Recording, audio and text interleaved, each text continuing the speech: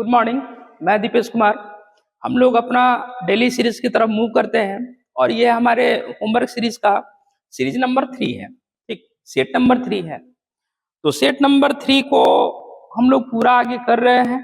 आप लोग अपना डिस्कशन का कॉपी बिल्कुल कंटिन्यू रखिएगा। ठीक, कुछ चीजें ये है कि पूजा होने की वजह से ठीक बगल में ही यज्ञ चल रहे थे, उसकी वजह से कहीं ना कहीं कुछ परेशानियां आई। ठीक, लेकिन हम लोग अपना डेली होमवर्क सीरीज जो है अब कंटिन्यू रखेंगे। चलिए आते हैं सवाल की तरफ आते हैं। कह रहा है कि भारत तक समुद्री मार्ग की खोज किसने की। यह हमारा पहला सवाल है, सेट नंबर 3 का पहला सवाल है। आपको पहले भी ये पता होना चाहिए कि भारत में जो समुद्री मार्ग की खोज की गई पूरे विश्व में भारत के लिए, तो वैसे में ये बना आपका कौन सा? पुर्तगाल। ठीक, यानी कि पुर्तगाल वह देश बना जो भारत में समुद्री मार्ग की खोज की, यानी कि समुद्र के रास्ते भारत भी आए जा सकते थे। ठीक है, तो वैसे में पहले से ही मैंने आपको रिवीजन करा चुका है कि 17 मई 1498, यानी कि 17 मई 1498 वह तिथि है जिस तिथि को वास्को डी गामा भारत आते हैं। क्लियर है? ये तो पहले के रिवीजन हो चुके हैं। वास्को डी गामा जब भारत आते हैं तो वैसे में एक व्यापारी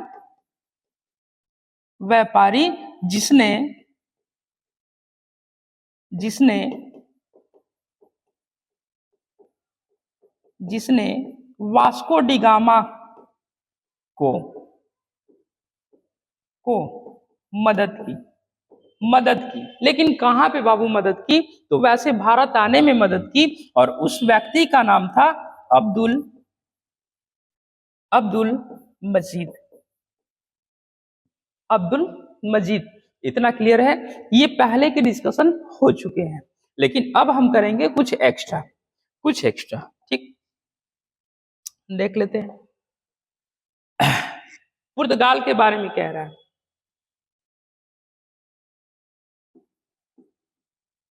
नीली पानी की नीति,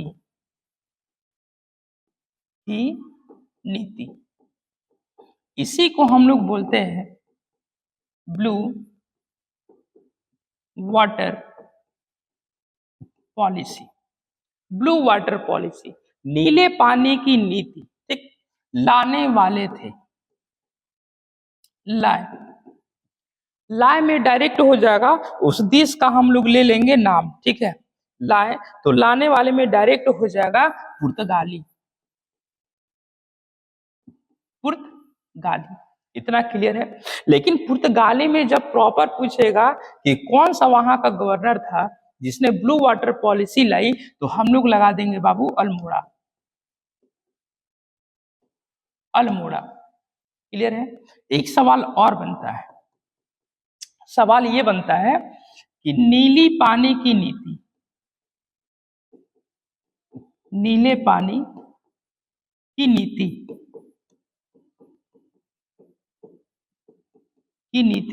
समाप्त की। एक व्यक्ति है जो ला रहा है और एक व्यक्ति है जिसने समाप्त किया। तो समाप्त किया, वैसे में इसका उत्तर हो जाएगा अल्बुकर्क।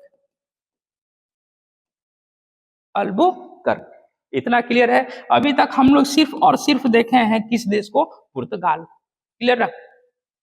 आगे और भी बढ़ते हैं, इसमें और भी डिस्कशन देख लेते हैं। चलिए नेक्स्ट देखिए, आपका डिस्कशन कहाँ कहाँ मिला।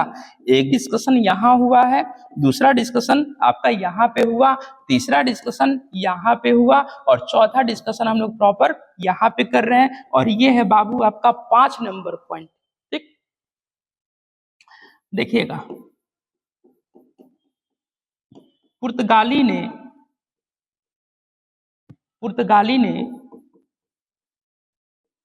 गोवा पर अधिकार किया।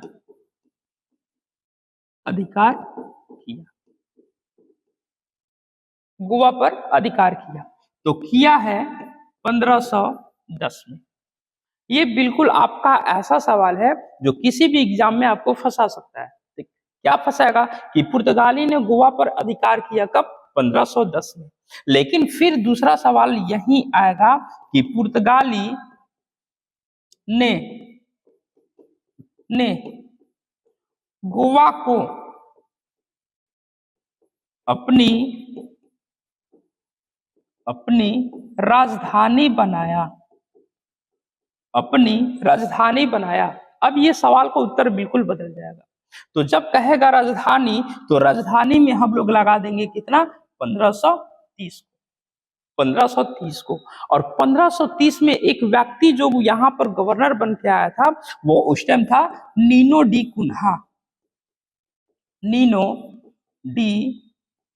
कुन्हा। क्लियर है? एक बार फिर से हम लोग रिपीट कर लेते हैं कि भारत तक समुद्री मार्ग की खोज किसने की, तो उत्तर हो जाएगा क्या चीज, पुर्तगाली। अब पुर्तगाली का हम लोग स्टार्ट करें डिस्कशन। तो 17 मई 1498 को वास्को डी गामा कहाँ आता है, भारत आता है। भारत की किस बंदरगाह पर आता है, कालीकट पर आता है। और लाने वाला व्यक्ति यानी कि किसी व्यक्ति ने उनकी मदद की, उस व्यक्ति का नाम क्या था, अब्दुल मजीद। इतना क्लियर है? फिर आते हैं नेक्स्ट, कह रहा है कि नीले पानी की नीति यानी कि ब्लू वाटर पॉलिसी दिया किसने, पुर्तगाली अल्मोड़ा ने। नीले पानी की नीति को समाप्त किया किसने, अल्बुकर्क ने। पुर्तगाली ने गोवा पर अधिकार किया 1510 में, ठीक है। लेकिन राजधानी उसने बनाई कब, राजधानी उसने कब बनाई, 1530। क्लियर? अभी बहुत सारे डिस्कशन है, हम लोग आगे धीरे धीरे बढ़ेंगे, ठीक। अब आते हैं हम लोग क्वेश्चन नंबर सेकंड पे। क्वेश्चन नंबर सेकंड, चलिए आगे बढ़ते हैं। सेकंड नंबर क्वेश्चन है कि भारत के साथ व्यापार के लिए सर्वप्रथम संयुक्त पूंजी किसने शुरुआत की, ठीक, किसने शुरुआत की। चलिए इसमें उत्तर हम लोग लगा देंगे क्या चीज, डच। एक्चुअली ये संयुक्त पूंजी होता क्या है, तो जब आप किसी भी देश में जाते हैं या किसी भी राज्य में जाते हैं, तो आप और आपके साथ वहां की राज्य सरकार या फिर देश की सरकार जब जुड़कर काम करना चाहती है, तो उसी को हम बोल देंगे क्या चीज, संयुक्त व्यापार।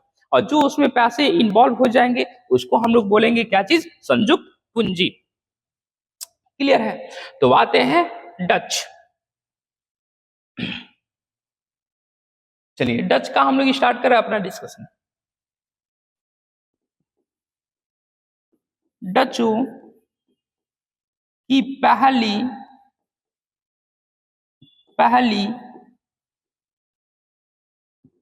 कीलेबंद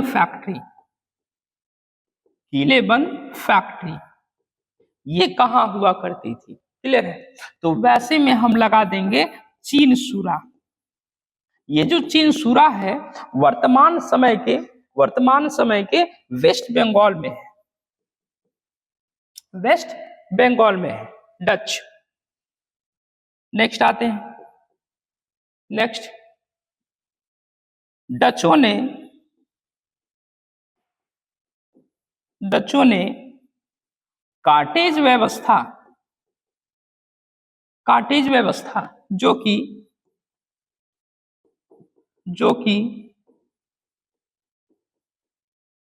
कि पुर्तगालियों द्वारा लाया गया था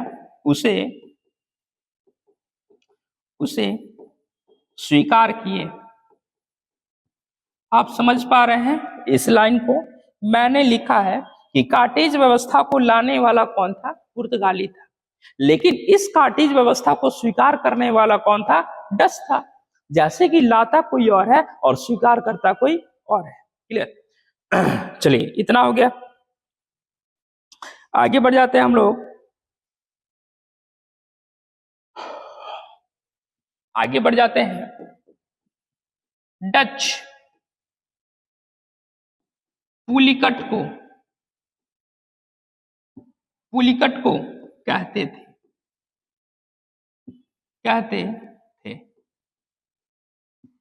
काफी बेहतरीन सवाल है, कहते थे। तो कहते थे इसको गोल्डिया, ड्रिया। और इसके पीछे इनका कुछ रीजन था, ठीक है। सवाल क्या है कि डच पुलिकट को कहते थे। ये पुलिकट जो है ना, एक तट है, एक तट है, और ये तट पड़ता है आंध्र प्रदेश में। आंध्र प्रदेश में ये पुलिकट, क्लियर है। आंध्र प्रदेश में पुलिकट को ये लोग कहते थे क्या चीज, गोल्डिया। क्योंकि क्योंकि डच डच यहीं पर सिक्के को ढालते थे, सिक्के को ढालते। इतना क्लियर है, सिक्के को ढालते थे, ठीक। एक बार फिर से मैं रिपीट कर दे रहा हूं कि भारत के साथ व्यापार के लिए सर्वप्रथम संयुक्त पूंजी किसने शुरू की। संयुक्त पूंजी इन द सेंस होता है कि जब दो लोग मिलकर किसी भी व्यापार को आगे बढ़ाते हैं। तो सबसे पहले विदेशियों में शुरू कौन किया, तो डचों ने शुरू किया। डचों की जो पहली किलेबंद फैक्ट्री बनी वो जगह कौन सा था, चिंसुरा। चिंसुरा किस राज्य में पड़ता है, आपका हो जाएगा वेस्ट बंगाल। डचों ने काटेज व्यवस्था को तो स्वीकार किया, लेकिन वो काटेज व्यवस्था को लाने का काम किसने किया था, तो पुर्तगालियों ने किया था, ठीक। नेक्स्ट आते हैं, डच जो है पुलिकट को कहते थे क्या चीज, गोल्डिया। गोल्डिया वह स्थान है जहां पर डच क्या करते थे, अपने सिक्के को ढालते थे, ठीक। चलिए इतना तक इसको करते हैं। नेक्स्ट क्वेश्चन नंबर हमारा है 3rd। यूरोप वासियों को सर्वोत्तम सोरा और अफीम मिलता था। बिल्कुल भाई, जब कोई यहाँ गेस्ट आया है, जब कोई यहाँ गेस्ट आया है तो वो तो चाहेगा ना कि कुछ ना कुछ यहाँ एक्स्ट्रा मिले। तो वैसे में इनको मिला करता था, ठीक। इनको मिला करता था, क्या क्या मिलता था, तो सर्वोत्तम सोरा और अफीम, यानी कि नाशक पदार्थ है, ठीक। वैसे पदार्थ जो कहीं ना कहीं नशा का कार्य कर रहा हो। और जब कभी आप किसी को भी निगेटिव वस्तु की तरफ लेके जाते हैं तो क्या होगा, ज्यादा आकर्षित हो जाएंगे, ठीक। तो चलिए इस बात को हम लोग यहीं खत्म करते हैं, यहीं पे खत्म करते हैं। आ रहे हैं फिर से क्वेश्चन नंबर 3rd। ये तो हो गया।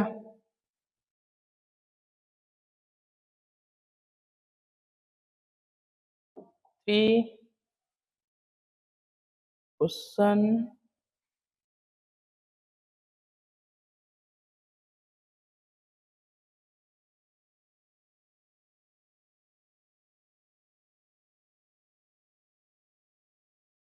क्वेश्चन नंबर 3rd लग रहा है क्लीन हो गया।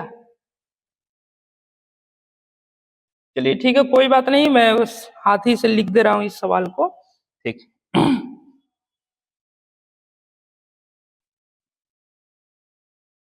हाँ जी,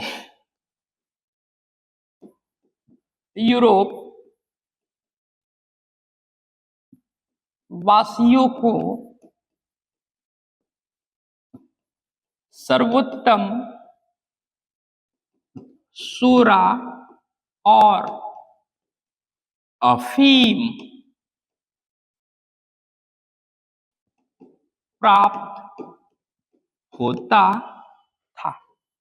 सवाल हमारा यही है, और जिसका उत्तर हो जाएगा क्या चीज, बिहार। बिहार, आप समझ पा रहे हैं, बिहार वह जगह है जहां से इसको सर्वोत्तम सोरा, यानी कि जितने नाशक पदार्थ है अफीम वगैरह ये सारे प्राप्त होते हैं, ठीक है। यानी कि अब हमारा जो भी डिस्कशन का टॉपिक बना वो हमारा बन गया है क्या चीज, बिहार। बिहार वह प्रदेश जहां आप और हम अभी कंटिन्यू बने हुए हैं, ठीक है। चलिए बिहार का क्षेत्रफल, बिहार का क्षेत्रफल 54,163 किलोमीटर स्क्वायर।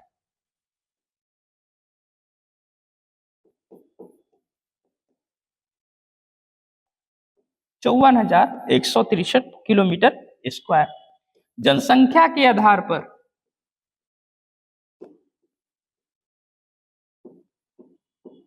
जनसंख्या के आधार पर बिहार का क्रम,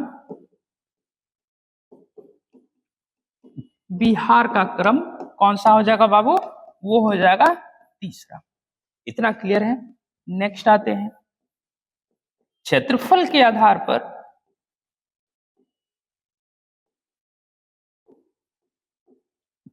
क्षेत्रफल के आधार पर बिहार का क्रम का क्रम वो हो जाएगा 12वां। क्लियर। सवाल हमारा था कि यूरोप वासियों को सर्वोत्तम सूरा और अफीम प्राप्त होता था कहां से? बिहार से। तो हमने ये बताया कि बिहार का क्षेत्रफल है कितना? 94,163 किलोमीटर स्क्वायर। जनसंख्या के आधार पर बिहार का जो क्रम हो जाएगा वो तीसरा हो जाएगा, और क्षेत्रफल के आधार पर जो क्रम है वो कौन सा हो जाएगा? 12वां हो जाएगा। ठीक है, तो ये हमारा जो क्वेश्चन है वो क्वेश्चन नंबर था 3। Question number 3। नेक्स्ट आते हैं क्वेश्चन नंबर 4 की तरफ आते हैं। 4 कह रहा है, क्वेश्चन नंबर 4 कह रहा है कि भारत पाकिस्तान सीमा रेखा उदाहरण है। क्लियर। भारत पाकिस्तान सीमा रेखा उदाहरण है। किस चीज का उदाहरण है? इसमें जो भी सीमा है उसका कुछ ऑप्शन है, अवशिष्ट सीमा, परवर्ती सीमा, पूर्ववर्ती सीमा या अध्यारोपी सीमा। तो इसका उत्तर हम लोग बिना कुछ मतलब सोचिए अब लगा ही रहे हैं। ठीक है, तो वैसे में यहाँ पे इसका उत्तर हो जाएगा, इसका उत्तर हो जाएगा, ठीक है, इसका उत्तर हो जाएगा अध्यारोपित सीमा। अब अध्यारोपित सीमा कहते क्या है कि यह जो सीमा है वो पहले से निर्मित नहीं थी, या इस सीमा को क्या किया गया है? निर्माण किया गया है। किसके द्वारा? तो किसी मानव के द्वारा। क्लियर है, यानी कि यह जो सीमा है हमने क्या किया है कि लाइन खींच दिया है, इसलिए इसका हम बोल दिए क्या चीज? अध्यारोपित सीमा। बात कर रहा है किसके किसके बीच? भारत और पाकिस्तान के बीच। क्लियर है, तो हमने देखे कौन कौन सा रेखा खींचा? हमने खींचा है LOC, line of control. Clear, ये हो गया आपका अध्यारोपी सीमा। अध्यारोपी सीमा, इसके बाद इसमें और क्या बता दे? हाँ, सर्क्रिक रेखा, सर्क्रिक रेखा ये भी है भारत और पाकिस्तान के बीच, पाकिस्तान के बीच। ठीक, लेकिन इसी रेखा से मैं एक रेखा और भी ऐड कर रहा हूं, LAC, जिसको हम लोग बोलते हैं line of actual control, line of actual control. और ये जो LAC है वो किसके साथ संबंधित है? तो वह है चीन, यानी कि चीन और भारत। यही चीन और भारत के साथ एक और रेखा जुड़ा हुआ है, एक और रेखा है जो काफी ज्यादा इंपॉर्टेंट है, डायरेक्ट पूछता है कि मैकमोहन रेखा, मैकमोहन रेखा। क्लियर है, यानी कि मैकमोहन रेखा भारत और चीन हो जाएगा, LAC रेखा भारत और चीन हो जाएगा, जबकि LOC रेखा आपका भारत और पाकिस्तान हो जाएगा, सर्क्रिक रेखा भारत और पाकिस्तान हो जाएगा। मैं इसके बारे में भी लिख देता हूं कि ये क्या है? भारत और पाकिस्तान, भारत और पाकिस्तान। इतना क्लियर है। नेक्स्ट आते हैं, next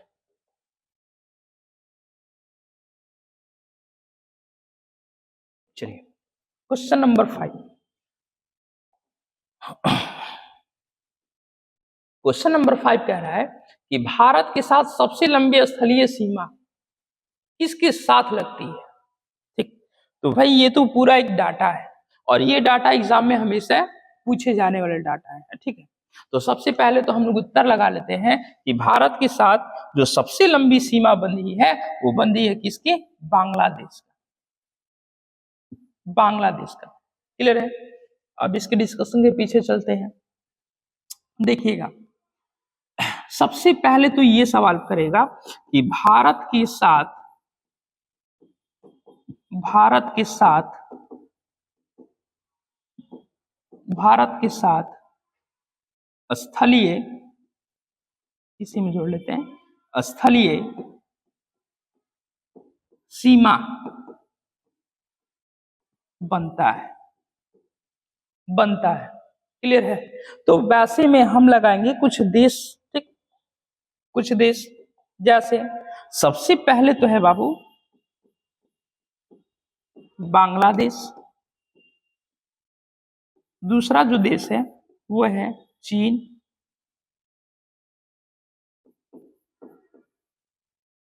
Pakistan, Pakistan,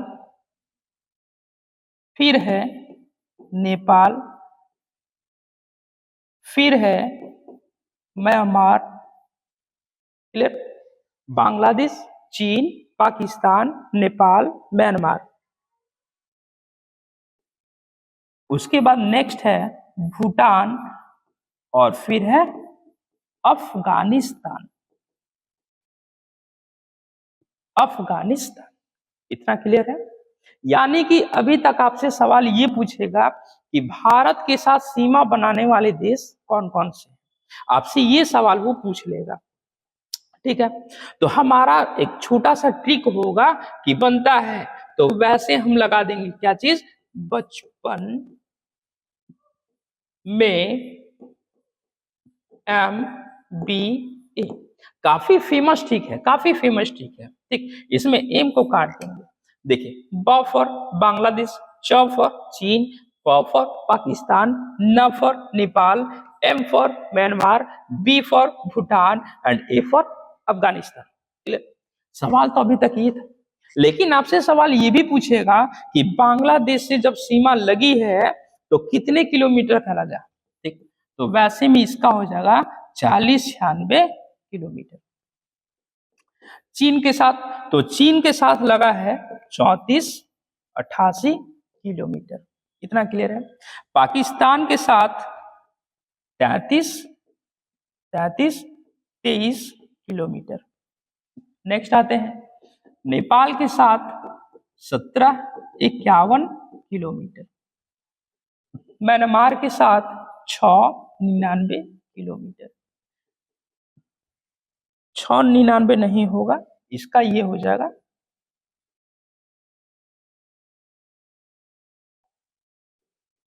16-43 kilometre. Next आते हैं भूटान 6-99 किलोमीटर और अफगानिस्तान के साथ सबसे कम 106 पॉइंट समथिंग किलोमीटर, इतना क्लियर है। तो अभी तक देखिए सवाल हम लोग कितने पढ़ लिए कि भारत के साथ सबसे लंबी स्थलीय सीमा, तो हमने उत्तर लगा दिया क्या चीज, बांग्लादेश, बांग्लादेश, इतना क्लियर है, सबसे लंबी। लेकिन जब पूछेगा कि सबसे छोटी भाई किसके साथ, तो आप लगाइएगा क्या चीज, अफगानिस्तान। लेकिन यहां पर थोड़ा सा अंतर है, थोड़ा सा अंतर है, ठीक। अगर आपसे पूछ दे कि लंबाई के क्रम में, लंबाई के क्रम में भारत से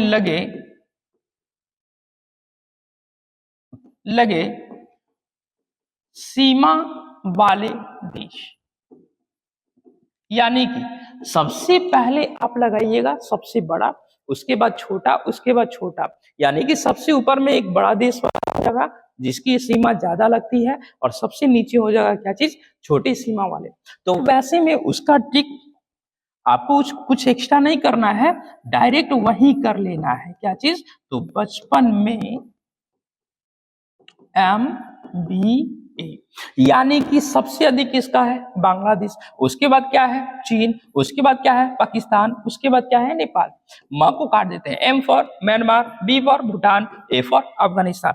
एक बार फिर से हम लोग कर लेते हैं, चलिए। बांग्लादेश का कितना है, बांग्लादेश का है 40-96, क्लियर। उसके बाद चीन का देख लेते हैं, तो ये है 34-88, ठीक। उसके बाद पाकिस्तान का देख लेते हैं 33-23 किलोमीटर। उसके बाद नेपाल का देख लेते हैं 17-51 किलोमीटर। फिर कह रहा है म्यांमार, म्यांमार का है 16-43 किलोमीटर। उसके बाद है भूटान का 6-99 किलोमीटर। उसके बाद है अफगानिस्तान का 106.6। तो आप बातों को समझ पा रहे हैं, अगर वो क्रम पूछ देगा तो ये हो जाएगा, लेकिन आपसे आरोही अवरोही क्रम ऐसे पूछेगा ना, तो ये ट्रिक बिल्कुल काम कर जाएगा। अगर फिर पूछेगा कि अब बढ़ते क्रम में दिखाना है, तो बढ़ते क्रम में हम क्या करेंगे, इसी रूल को क्या कर देंगे, पलट देंगे, जैसे कि A, B, M, N, P, Ch, B, clear है। चलिए इतना तक हो गया, नेक्स्ट आगे बढ़ते हैं। क्वेश्चन नंबर 5 तक। क्वेश्चन नंबर आते हैं 6। क्वेश्चन नंबर 6, क्वेश्चन नंबर 6,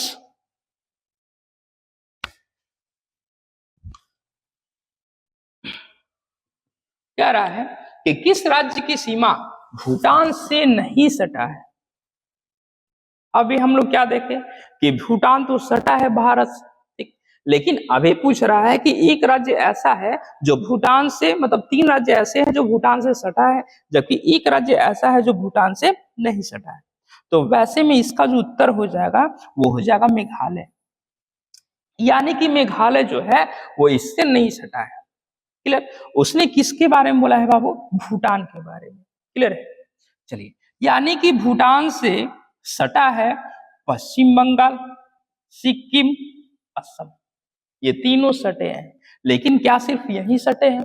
वैसे में एक ट्रिक आप याद कीजिए, मैंने आपको क्या बताया था इसके ठीक पिछले वाले क्वेश्चन पे कि बचपन में MBA, अगर आप भी हमारे साथ साथ ठीक बोलिएगा तो आपको हमेशा के लिए याद हो जाएगा। ठीक है, बचपन में MBA, ब फॉर बांग्लादेश, च फॉर चीन, प फॉर पाकिस्तान, न for Nepal, M for Myanmar, B for Bhutan, A for Afghanistan, इसमें इसको काटना होता है।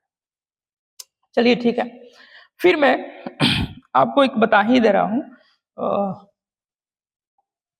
अगर आपसे पूछेगा कि बांग्लादेश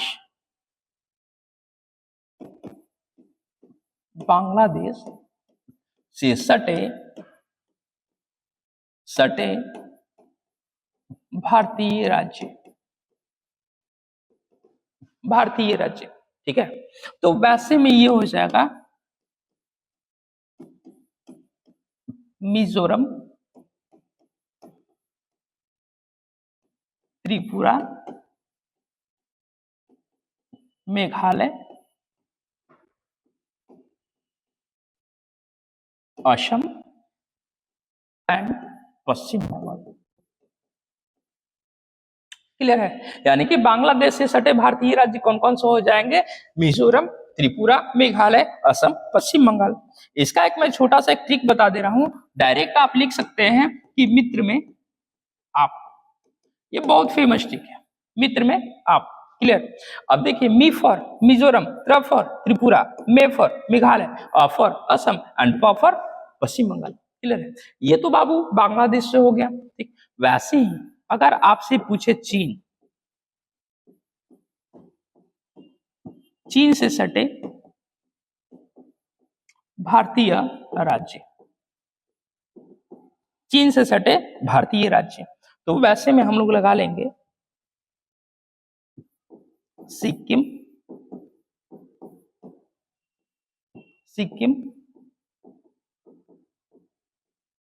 उत्तराखंड,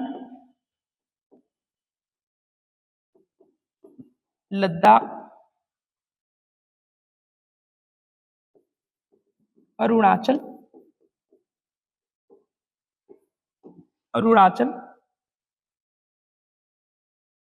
एंड हिमाचल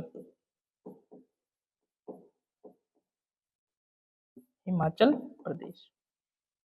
इतना क्लियर है? इसका एक नॉर्मली ट्रिक होगा SULAH, सुलह। क्लियर है? चलिए, इतना तक आगे बढ़ते हैं। नेक्स्ट आते हैं, ऐसे भी हर एक देश के साथ कहीं ना कहीं भारतीय राज्य लगा है। ठीक, तो मैं आपको एक थोड़ा सा कंसेप्ट देना चाहता हूं, बस अब थोड़ा सा रुक जाएंगे। देखिए, कुल स्थलीय राज्य जो किसी देश के साथ सीमा बनाते हैं, ऐसे राज्यों की संख्या हो जाएगी 18। ऐसे राज्यों की संख्या हो जाएगी 18, यानी कि 18 राज्य ऐसे हैं जो ऊपर में स्थल से, कहीं ना कहीं स्थल से जुड़े हुए हैं। देखिए, मैं आपको बता रहा हूं,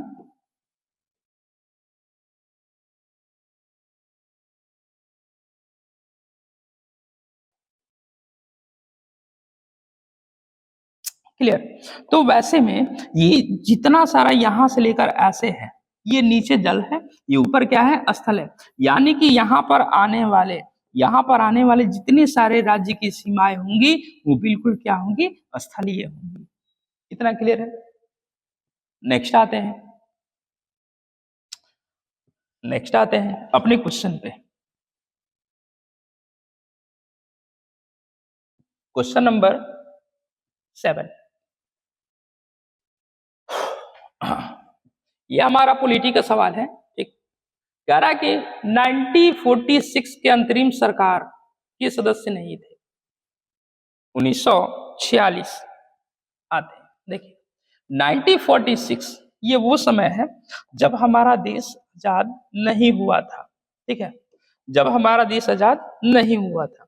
तो वैसे में उस टाइम जो भी मंत्रिमंडल बना था उसको हम लोग बोलते हैं अंतरिम सरकार। और एक मंत्रिमंडल बना हमारे भारत के स्वतंत्र होने के बाद, उसको हमने बोला स्वतंत्र भारत का मंत्रिमंडल। क्लियर है। तो आते हैं आगे, कह रहा है कि 1946 के अंतरिम सरकार के सदस्य नहीं थे। तो वैसे में राधा कृष्णन का कहीं भी जिक्र नहीं है। राधा कृष्णन जो है भारत के पहले क्या बन जाते हैं, उपराष्ट्रपति बन जाते हैं। क्लियर। आगे बढ़ते हैं। क्या जगजीवन राम को कुछ मिला था? जी, जगजीवन राम को मिला था श्रम मंत्रालय। श्रम मंत्रालय, कहीं कहीं इसी का मजदूरी भी लिख देता है, तो घबराइएगा नहीं। क्लियर है। राजगोपालाचारी को मिला था शिक्षा, और राजेंद्र प्रसाद को मिला था श्रम मंत्रालय।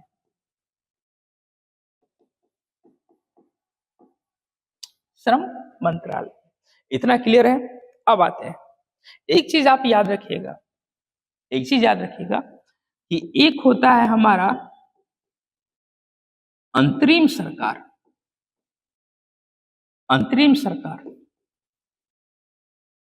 1947 के पहले वाला। क्लियर। और एक है स्वतंत्र भारत का सरकार, स्वतंत्र भारत का सरकार। क्लियर। ऐसे में मैं आपको बता दे रहा हूं कि अंतरिम सरकार का जो गठन हुआ था ना, वो हुआ था 2 सितंबर 1946 को। डायरेक्ट ये पूछा हुआ सवाल है कि अंतरिम सरकार का गठन कब हुआ, 2 सितंबर 1946 को। और ये स्वतंत्र भारत का सरकार है, दोनों में कहीं ना कहीं कोई मंत्री बना ही। तो वैसे में मैं आपको बता देता हूं, एक थे विधि मंत्री।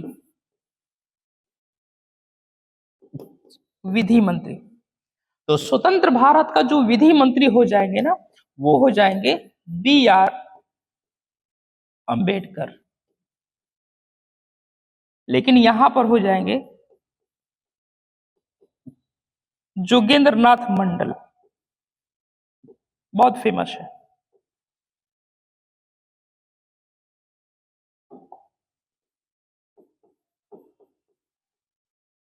जोगेंद्र नाथ मंडल, इसको याद कर लीजिएगा, ये सवाल बिल्कुल पेचीदा है। जब अंतरिम सरकार का गठन हुआ था उसमें जो विधि मंत्री थे वे थे जोगेंद्र नाथ मंडल, जबकि स्वतंत्र भारत में जो विधि मंत्री बने, ये बने कौन, भीमराव अंबेडकर। ठीक, चलिए आगे बढ़ जाते हैं।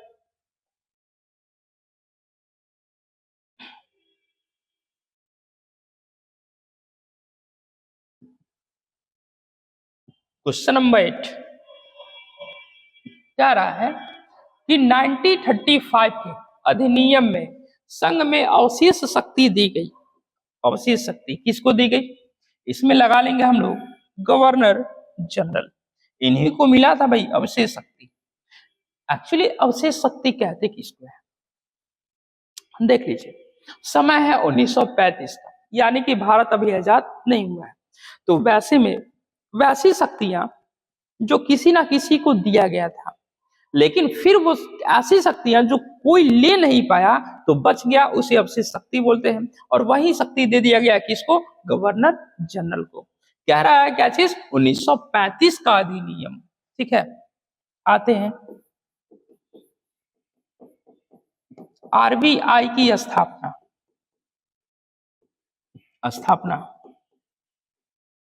1937 में। ठीक है, लेकिन फिर पूछेगा कि आरबीआई की स्थापना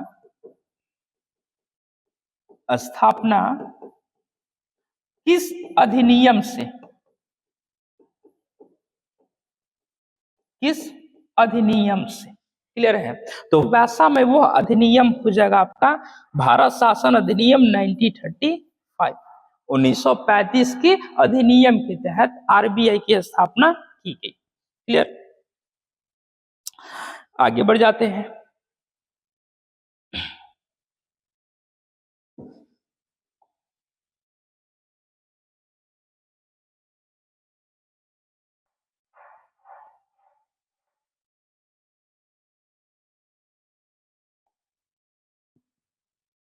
चलिए,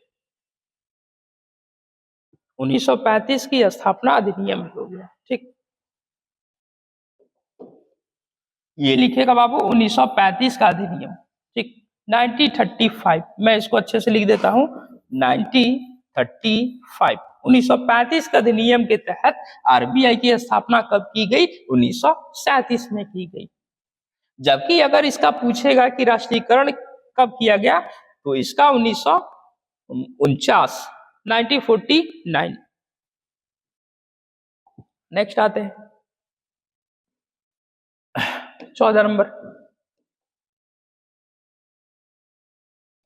14 नहीं, क्वेश्चन नंबर है 9।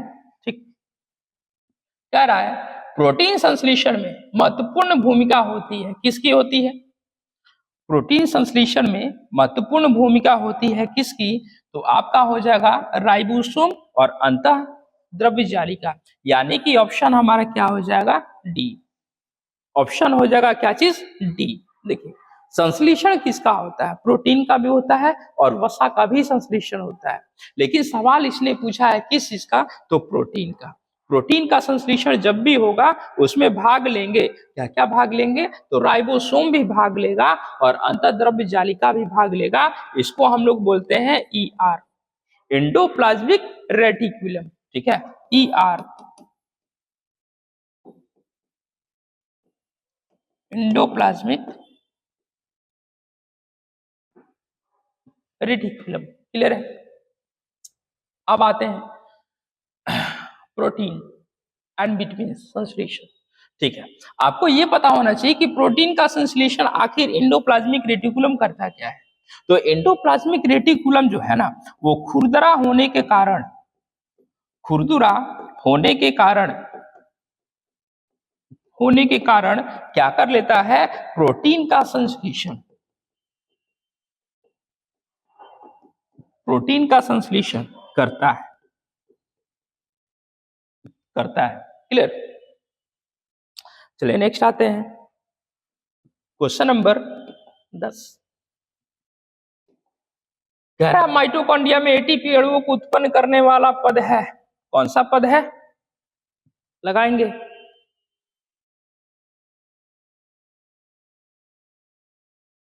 पद है, इसका लगाइएगा, इसका लगाइएगा क्रेब्स चक्र। क्रेब्स चक्र माइटोकॉन्ड्रिया में एटीपी अणुओं को उत्पन्न करने वाला पद है। एक्चुअली आपको तो पहले ये समझना चाहिए कि एटीपी है क्या। एटीपी होता है एडोसाइन ट्राइफॉस्फेट, यानी कि ये काम बस एक ही करता है, क्या चीज, तो ऊर्जा देने का, ऊर्जा देने का। अब ऊर्जा भी दो टाइप को होते हैं, एक होता है 2 एटीपी के रूप में और एक होता है 38 एटीपी। क्लियर है, इसमें ऊर्जा कम निकलेगा जबकि इसमें ऊर्जा ज्यादा निकलेगा।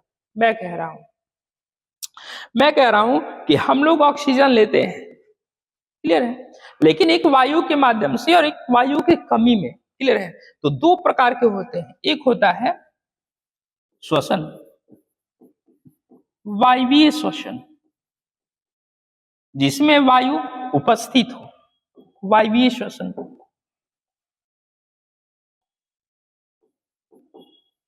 वायु उपस्थित,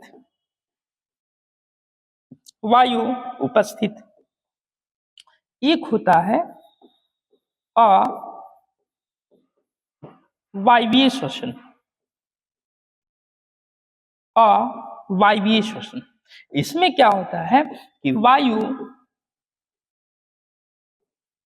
उपस्थित नहीं होगा। क्लियर है? आप मुझे ये बताएं, हमारे शरीर में ऑक्सीजन का काम क्या है कि जितने भी हम लोग खाद्य पदार्थ खाते हैं उस खाद्य पदार्थ को क्या करना, उसको छोटे छोटे भागों में तोड़ना, और छोटे छोटे भागों में तोड़कर एंजाइम की मदद से जब छोटे छोटे भाग टूट जाते हैं, तरल पदार्थ में बदल जाते हैं, तो उन्हीं से वो क्या करता है, ऊर्जा को अवशोषित कर लेता है।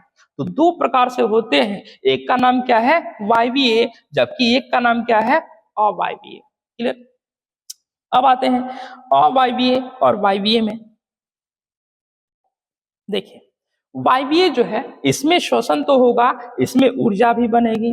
अवायवीय श्वसन तो है, इसमें भी ऊर्जा बनेगी, लेकिन जिसमें जिसमें वायु उपस्थित नहीं होता है, इसमें होगा 2 ATP का निर्माण। क्लियर? और वायवीय श्वसन में होता है क्या चीज, तो 38 ATP का निर्माण। कोई दिक्कत है यहाँ तक? एक बार फिर से समझ लेते हैं कि हमारे शरीर में श्वसन के दो प्रकार हैं, एक है वायवीय श्वसन और एक है अवायवीय। वायवीय उसे कहते हैं जो वायु की उपस्थिति में हो, अवायवीय उसे कहते हैं जो वायु की उपस्थिति में नहीं हो। जब वायु की उपस्थिति होगी तो हमारे शरीर में ऊर्जा का निर्माण होगा 38 ATP, जबकि वायु की उपस्थिति नहीं होने में 2 ATP। इतना क्लियर है? अब आते हैं, एक बात को समझ लीजिए, इसमें कुछ ज्यादा ही ऊर्जा मिलेगा, इसमें कम ऊर्जा मिलेगा। यानी कि जिस बॉडी में ऑक्सीजन की मात्रा जितनी ज्यादा होगी उसमें ऊर्जा उतनी ही ज्यादा होगा। यानी कि 38 आप देख पा रहे हैं, यहाँ पे ऑक्सीजन है इसलिए यहाँ ऊर्जा की मात्रा 38, इसमें ऑक्सीजन नहीं है, वायु नहीं है, इसलिए ऊर्जा कितना बना, 2 ATP। अब आते हैं, इसमें एक सवाल और भी है कि 2 ATP में ये जो P है, ये जो P है वो क्या है, ये जो P है वो क्या है, तो ये जो P है वो है फास्फोरस। फास्फोरस का रूप किसमें, तो फास्फेट में, फास्फेट में। इतना क्लियर है? फास्फोरस का रूप किसमें, फास्फेट में। यानी कि यहां पर भी जो P है वो क्या है, फास्फेट है। ठीक ना? चले नेक्स्ट आगे बढ़ जाते हैं। क्वेश्चन नंबर 10 तक हुआ। क्वेश्चन नंबर आते हैं 11। क्वेश्चन नंबर 11 कह रहा है कि पित्तपिंड कहां पाई जाने वाली कोशिकाओं की एक संगति है। पित्तपिंड, इसका लगा लेंगे अंडाशय। अंडाशय में जो है वो पित्तपिंड पाया जाता है। ठीक है, पित्तपिंड पाया जाता है, ये लगा लेंगे अंडाशय। पलीहा जो है उसको स्प्लीन, अंडाशय।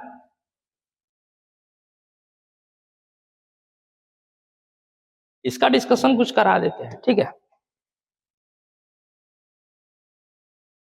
देखिएगा डिस्कशन कि पित्त का निर्माण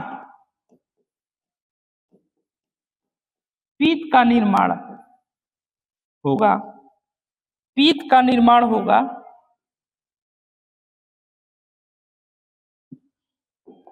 पित्त का निर्माण यकृत में,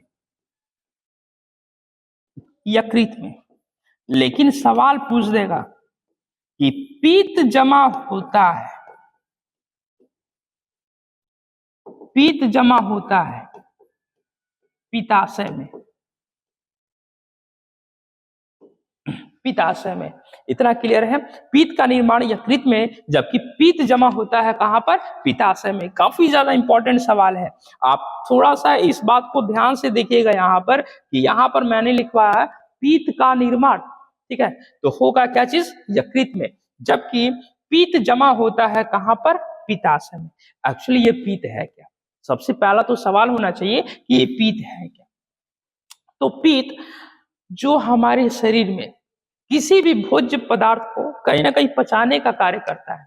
कभी कभार आप देखिएगा कि हमारे मुख से कुछ अजीब प्रकार के लार्वा वगैरह निकलते हैं, तो ये एक एंजाइम होते हैं जिनकी सहायता से भोजन जो है पचने की क्रिया में चल पड़ता है। ठीक, नेक्स्ट आते हैं क्वेश्चन नंबर 12। क्वेश्चन नंबर 12 क्या रहा है कि भारतीय विधान पालिका प्रथम बार द्विसदनीय बनाई गई। विधान पालिका पहली बार कितनी सदनीय बनाई गई? 2 सदनीय बनाई गई। ठीक, तो वैसे में इसका 2 सदन लगाइएगा क्या चीज? 1990 यानी कि 1919 में 2 सदन।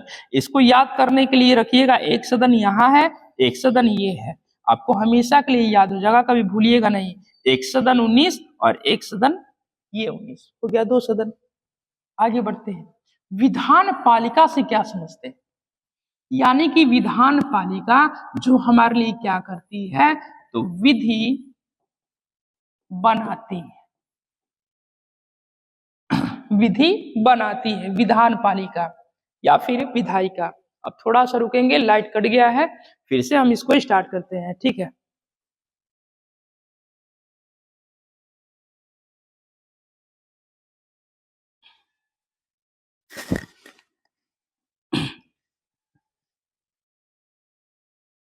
लाइट ने थोड़ा सा डिस्टर्ब कर दिया था। ठीक है, तो फिर से हम लोग अपनी जगह पर आ चुके हैं और देख लेते हैं क्या है क्या नहीं है।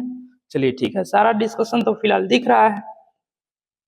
चलिए फिर हम लोग आगे बढ़ते हैं अपने क्वेश्चन पे। लगभग हम लोग कितने 12 नंबर पर थे। ठीक, इतना ही आया है, सेव हुआ है क्वेश्चन। चलिए ठीक है, 11 तक सेव हुआ है। ठीक है, घबराना बिल्कुल नहीं है, फिर हम क्वेश्चन जो है वो हाथ से ही लिख के आगे बढ़ जाएंगे, कोई दिक्कत नहीं है।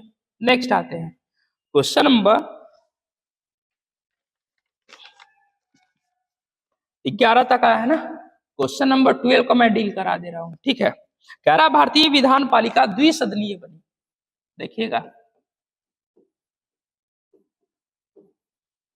द्विसदनीय बनी। ठीक, आगे बढ़ते हैं, द्विसदनीय बनी। तो द्विसदनीय जो विधान पालिका बनेगा वो कौन कौन सा बनेगा? ठीक, मैं राज्यों की बात कर रहा हूं। ठीक, तो एक तो आपका बन गया विधान परिषद, विधान परिषद, और एक जो दूसरा बना वो कहलाया क्या चीज? विधानसभा, विधानसभा। ठीक है, ये कब बनाया गया है? तो इसका जो उत्तर होगा वो होगा 1919 में। अभी मैंने बताया था कि एक आप 19 यहां रखिए, एक यहां रखिए। ठीक, यानी कि 2 सदन बने। कब बने? 1919 में। एक बना विधान परिषद, एक बना क्या चीज? विधानसभा। और एक बात, विधान परिषद हर एक राज्यों में हो यह बात कोई जरूरी नहीं है। इसलिए क्या किया गया कि वैसे राज्य जो विधान परिषद रखना चाहते हैं उन्होंने अपना रखा, जो नहीं रखना चाहते थे उन्होंने नहीं रखा। ठीक, तो वैसे में अगर मैं बात करूं कि वर्तमान में विधान परिषद किन किन राज्यों में है, एक सवाल आएगा यहाँ पर कि वर्तमान में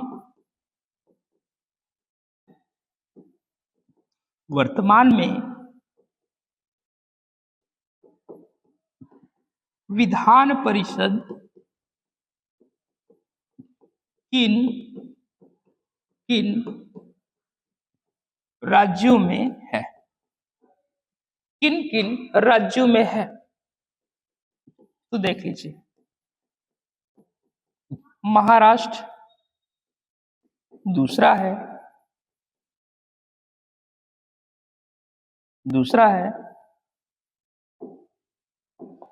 कर्नाटक,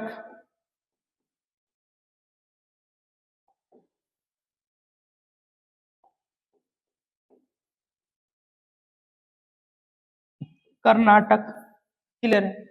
तीसरा है उत्तर प्रदेश,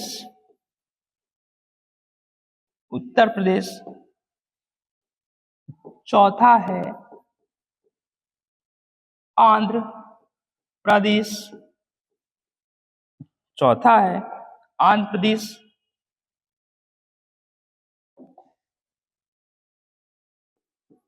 पांचवा है बिहार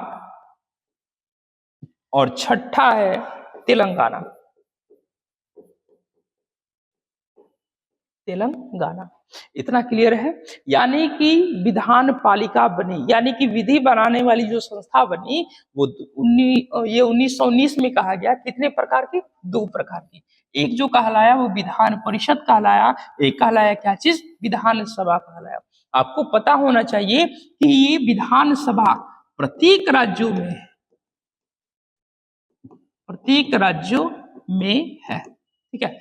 जबकि जो विधान परिषद है भारत की मात्र 6 ही राज्यों में है, भारत के मात्र 6 ही राज्य में है।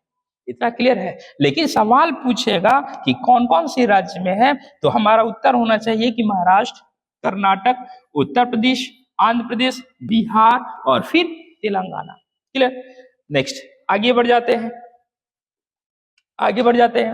अब देखिएगा, इसने पूछा कि 1919 का अधिनियम, तो 1919 का अधिनियम, अधिनियम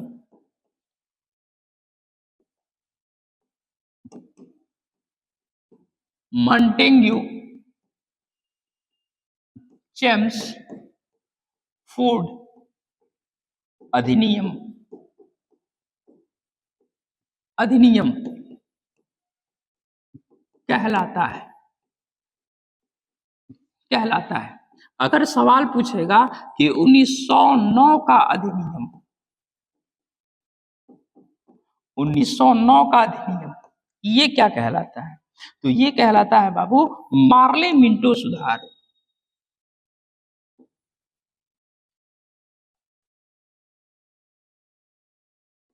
ये कहलाता है मार्ले मिंटो सुधार। इतना क्लियर है। नेक्स्ट आते हैं, पहली बार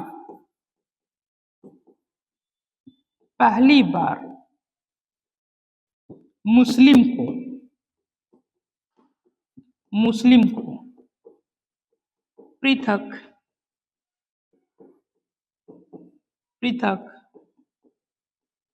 निर्वाचन क्षेत्र मिला, निर्वाचन क्षेत्र मिला। दैट काफी इंपॉर्टेंट सवाल है और काफी बार ये पूछा जा चुका है कि पहली बार मुस्लिम को पृथक निर्वाचन क्षेत्र मिला, तो वह अधिनियम जो हो जाएगा वो हो जाएगा 1909 का अधिनियम, 1909 का अधिनियम। ऐसा क्यों 1909 में क्यों? क्योंकि आपको पता होना चाहिए कि 1906 में मुस्लिम लीग की स्थापना हुई, मुस्लिम लीग की स्थापना हुई और 1906 में बाबू कहाँ हुई, तो ढाका में हुई। इतना क्लियर, ढाका में। क्लियर। चलिए नेक्स्ट आगे बढ़ जाते हैं। तो ये था हमारा क्वेश्चन नंबर, ये था हमारा क्वेश्चन नंबर 12। नेक्स्ट आते हैं क्वेश्चन नंबर 13। क्वेश्चन नंबर 13 कह रहा है कि 1 पिकोग्राम,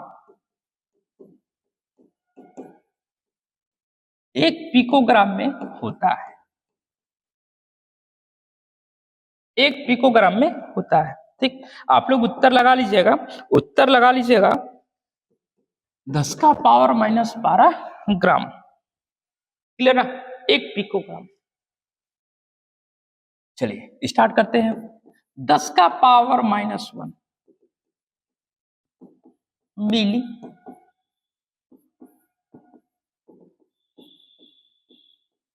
सेंटी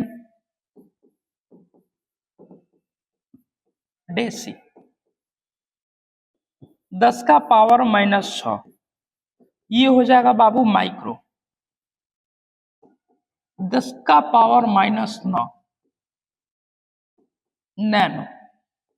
10 का पावर -12, आज का यही सवाल है, 10 का पावर -12 आज का यही सवाल है और इसको हम लोग बोलते हैं क्या चीज, पिकोग्राम, यानी कि पिको। लेकिन जब आपसे सवाल पूछ देगा कि 10 का पावर -15 तो ये क्या हो जाएगा बाबू, फेम्टो, फेम्टो या फिर फर्मी। बहुत भी आई है, बहुत ज्यादा इंपॉर्टेंट है। आज का क्वेश्चन आपको ये मिला, कल हो सकता है कि इनमें से कुछ मिल जाए। क्लियर। नेक्स्ट आते हैं 10 का पावर -18 तो 18 वाले को हम लोग बोलते हैं क्या चीज, एटो, एटो। एक बार फिर से रिपीट करते हैं, 10 का पावर -1 मिली, 2 सेंटी, 3 डेसी, 6 माइक्रो।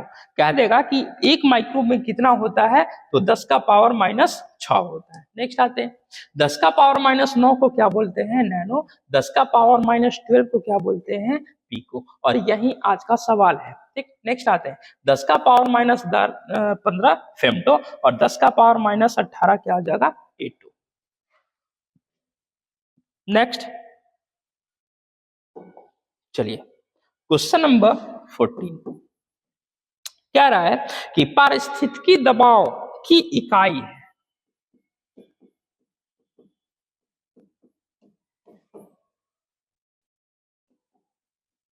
पारिस्थितिकी दबाव की इकाई, पारिस्थितिकी दबाव की इकाई। तो आपको पता होना चाहिए कि कुछ भी हो इसमें जो दाब वर्ड यूज हुआ है ना, ये हो जाएगा बार। क्लियर। नेक्स्ट आते हैं, यहां से इसको डिस्कशन स्वरूप लेते हैं कि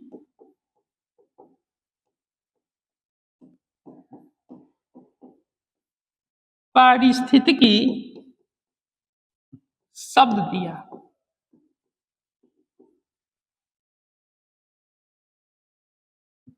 पारिस्थितिकी शब्द ऐसे करते हैं,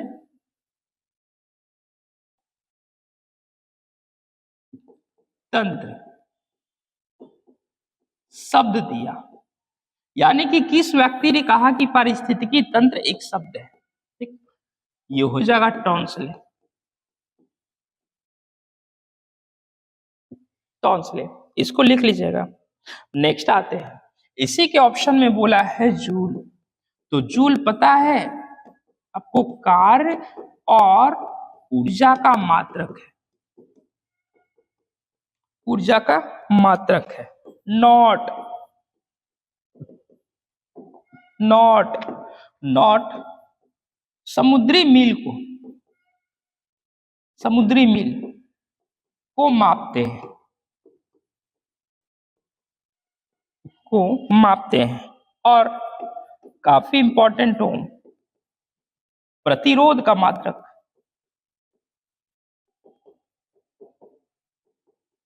प्रतिरोध का मात्रक ओम। इतना क्लियर है। नेक्स्ट आते हैं क्वेश्चन नंबर 15 और ये आज का बिल्कुल लास्ट सवाल है। ठीक, कह रहा है कि रेडियो एक्टिविटी का आविष्कार किसने किया, 15।